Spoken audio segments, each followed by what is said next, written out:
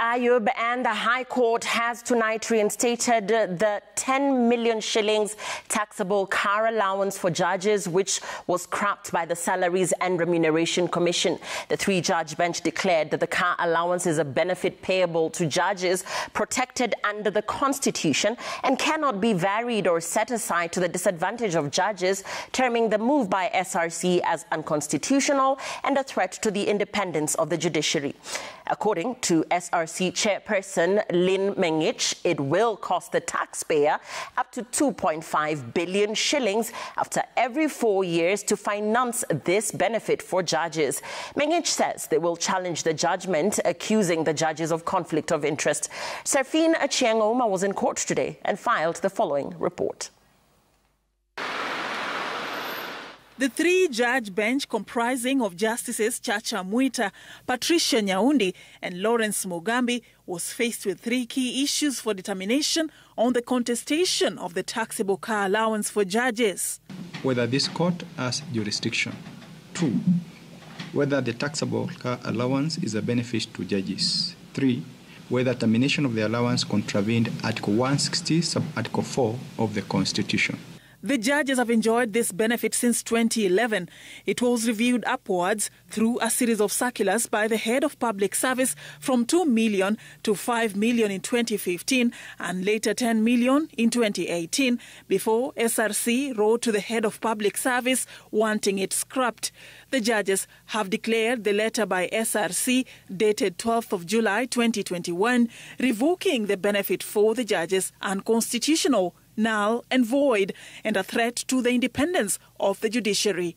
A declaration is hereby issued that the tax for car allowance for purchase of vehicles for private use by judges that existed prior to 12th of July 2021 constitute a benefit payable to and in respect of judges under Article 160 Sub-Article 4 of the Constitution and cannot be varied or altered to the disadvantage of judges. In their judgment, the judges also affirmed the jurisdiction of the High Court on the matter, saying the issues raised were constitutional and not employer-employee issues as suggested by the Attorney General. They also dismissed arguments by the AG that the benefit ceased to exist and didn't transition into the new constitution. The judges ordered the National Treasury to pay the benefits to the judges.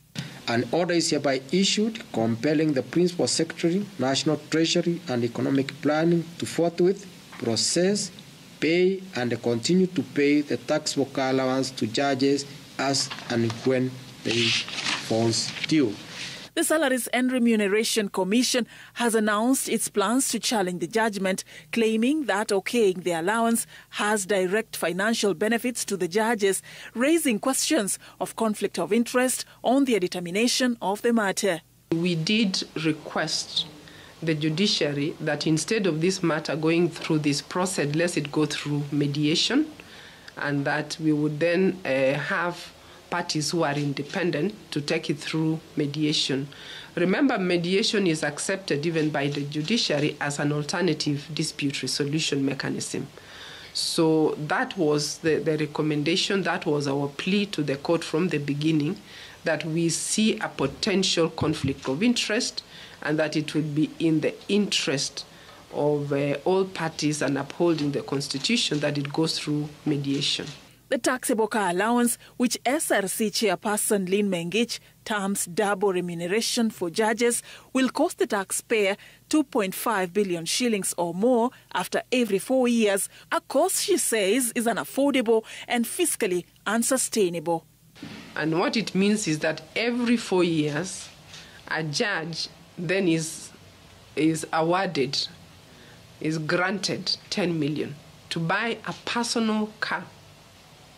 Notwithstanding the fact that the judge is actually already given a car paid by the taxpayers with a driver.